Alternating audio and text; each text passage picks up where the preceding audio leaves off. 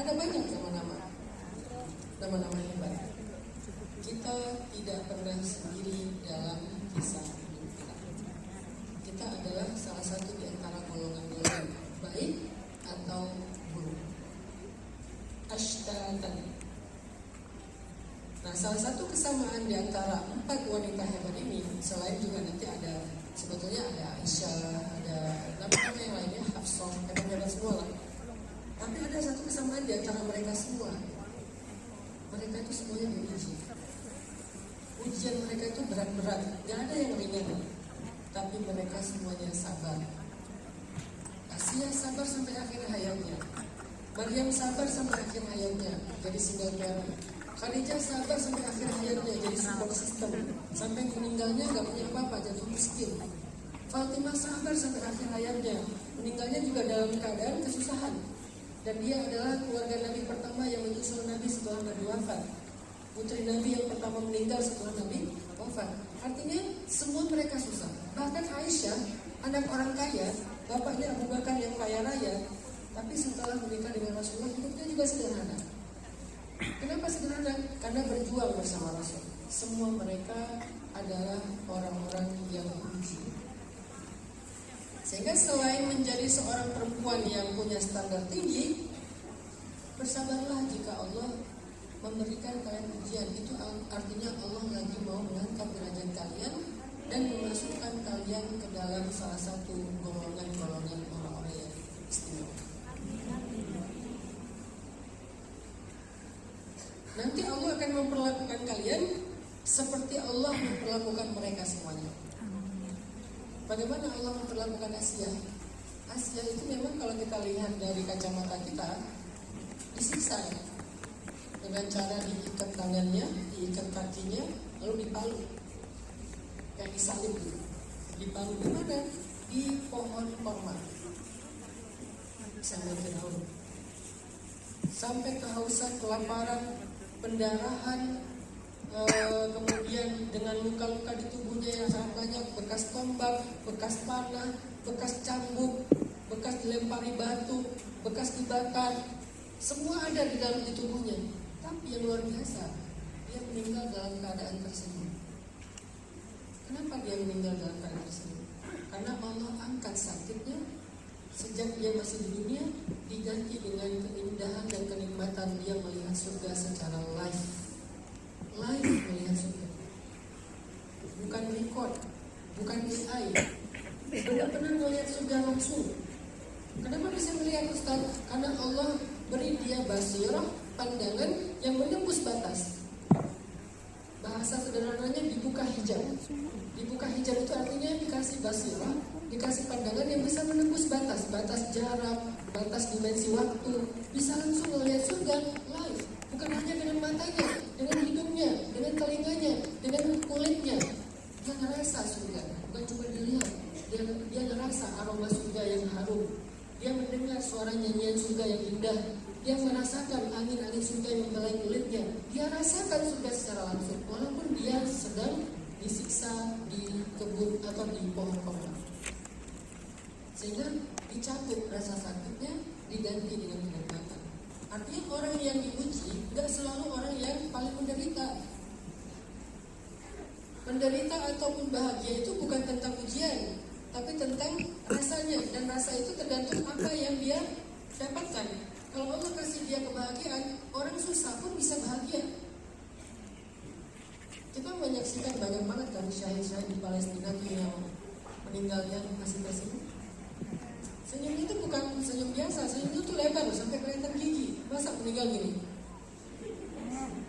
Kita hidup aja susah kayak gitu. Kita meninggal kelihatan gigi. Apa yang dia lihat? Apa yang dia rasakan?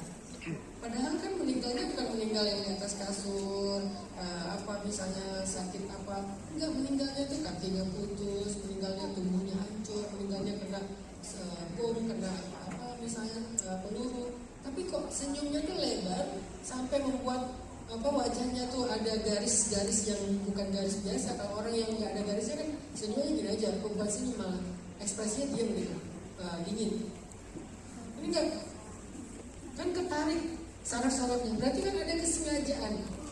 Kok bisa dia tersenyum dalam keadaan sedang sakit keras sebelum dia ajal? Sakitnya juga sakit karena senjata. Berarti Allah campur sakitnya, Allah ganti dengan kenikmatan yang kita nggak tahu apa itu. Karena itu adalah hal yang gaib. Cuma dia yang ngerasain. Tapi kita hanya bisa melihat dari ekspresinya. Mana ada orang sakit senyum? Mana ada orang yang sakitnya sakit banget tapi senyum? Nggak ada. Secara manusia kecuali Allah ganti sakitnya dengan kenikmatan. Dan itu bukan hanya berlaku di akhir hayat, berlaku juga selama kita hidup. Ketika Allah menggolongkan kita bersama Asia, kalian boleh sakit, kalian boleh diuji, tapi hati kalian bahagia. Allah masukkan kebahagiaan dalam hati kalian. Karena saya pernah merasakan dua suasana ini. Saya pernah diuji dan hati saya gelisah. Saya pernah diuji tapi hati saya tenang. Apa bedanya dua suasana ini? Tergantung hubungan saya dengan Allah. Kalau hubungan saya dengan Allah yang lagi baik, ujian yang sama bahkan lebih berat, hati saya tenang. Tapi kalau hubungan saya dengan Allah itu lagi gak baik, ibadahnya kurang, zikirnya kurang, maksiatnya banyak, maka ketika diuji dengan ujian yang bahkan lebih ringan, hati saya gelisah. Pikiran saya anxiety, overthinking, overworried. Kenapa? Karena hubungan saya dengan Allah gak baik. Itu aja jadi bukti bahwa dalam kehidupan di dunia aja teman-teman, suasana hati kita itu tergantung hubungan kita dengan Allah. Bukan tergantung ujian apa yang lagi dikasih ke kita. Ada dua orang yang dikasih ujian yang sama, tapi rasanya beda. Yang satu merasakan ketenangan, walaupun sambil menangis, walaupun sambil kecewa, walaupun sambil terluka, itu manusiawi, tapi hatinya tenang. Ada orang yang diuji dengan ujian yang sama, nangis juga, terluka juga, kecewa juga, tapi hatinya sangat gelisah. Dan kegelisahan itulah yang semakin menyakiti dia. Tiba-tiba jantung lah, tiba-tiba stroke lah. Itu kan gara-gara apa? Gara-gara hati dan pikirannya. Bukan hanya gara-gara masalahnya. Ada orang yang dikasih masalah yang sama atau bahkan lebih berat, nggak sampai kayak gitu. Saya nggak cerita aja. Sekarang saya lagi diuji. Ada ujian yang kalau pas saya cerita ke teman saya, dia kaget gitu, terus dia bilang, kok kamu biasa aja sih? Bukan biasa aja, saya percaya Allah yang ngasih solusi. Biarin aja. Walaupun secara manusiawi saya menempuh jalur hukum, tapi secara spiritual, secara iman, ya Allah yang beresin. Karena saya kenal beberapa orang teman saya yang diuji dengan ujian kayak gini, setengahnya aja stroke teman-teman 2 tahun. Sekarang dia udah sempat biasa. Alhamdulillah saya masih sehat, masih bisa jalan-jalan ke Hongkong. Artinya kan tergantung suasana hati kita, bukan tergantung beban yang kita angkat. Memangnya orang yang kalian lihat senyum-senyum, ketawa-ketawa, jalan-jalan itu udah artinya hidupnya nggak ada masalah? Banyak masalahnya. Cuman dia nggak kayak kita, yang kalau ada masalah jadi pikiran, jadi sesek dada. Kenapa? Tergantung hubungan kita dengan kalau kita dekat dengan Allah, kata Allah, alhamdulillah nashrah laka sadrak, bukankah kami telah melapangkan dadamu? Siapa yang lapangkan? Allah. Makanya ayat terakhirnya, wa ila rabbika farghab, kepada Tuhanmu lah kamu berharap. Jadi kalau kita misalnya hubungannya nggak dekat dengan manusia, dan nggak dekat dengan Allah, terlalu banyak berharap sama manusia, nggak mungkin dada kita tuh jadi lapang. Itulah rahasianya Asia. Dia diuji, tapi dia tersenyum. Kenapa dia tersenyum? Karena dia perempuan yang beriman kepada ajaran Musa. Sejak dia beriman, dia langsung menjadi perempuan yang saleh, yang taat dengan agama Yahudi. Dia menjadi orang yang selalu mengingat Allah. Dia belajar terus, dia taklim terus. Walaupun dia disiksa, dia tersenyum. Sama kayak selain Asia tuh di zaman itu kan ada Masyitah kan? Iya.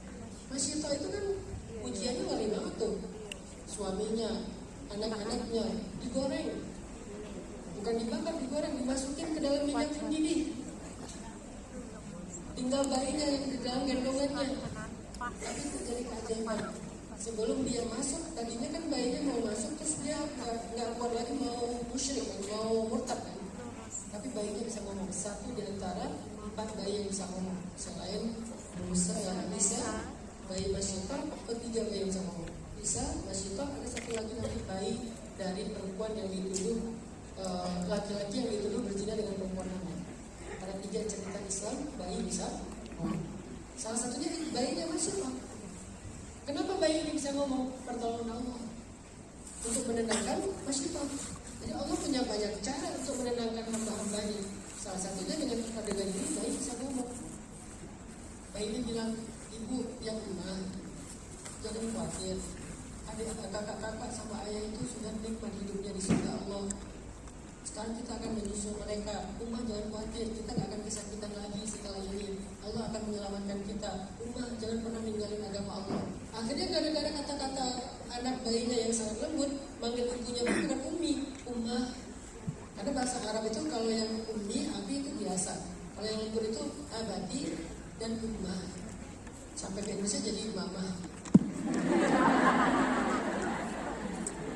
Abati jadi abah. Abati, abah. Gak cocok sih. Ummah, mama masih. Ya ummah gitu, wahai ibuku tersayang. Ya abati, wahai ayahku tersayang. Bayi itu bisa ngomong kayak gitu. Sehingga akhirnya Masyifah jadi kuat hatinya. Jadi tenang, gak lagi gundah, gak lagi takut. Langsung mereka berdua masukkan ke dalam minyak mendidih dan mereka juga syahid. Dan setelah itu makamnya harum. Bukan cuma harum sehari 2 hari, sampai Nabi Isra Mi'raj masih harum. Padahal itu kan zamannya Musa, entah berapa ratus tahun atau berapa ribu tahun sebelumnya. Tapi ketika Nabi Isra menuju ke Palestina kan lewat Mesir. Jadi dari Mekah, Madinah, Mesir, Palestina. Itu perjalanannya. Dari Mekah ke Madinah dulu, dari Madinah ke Mesir, dari Mesir baru ke Palestina. Itu Isra-nya. Nah ketika Rasulullah mau ngelewatin Tursaina atau Mesir, Rasulullah mencium aroma yang sangat harum dari Mesir. Kata Rasulullah pada Jibril, ya Jibril, aroma harum apa nih, wangi harum apa di atas negeri Mesir? Kata Jibril, itu adalah wangi dari kuburan keluarga Masyifah.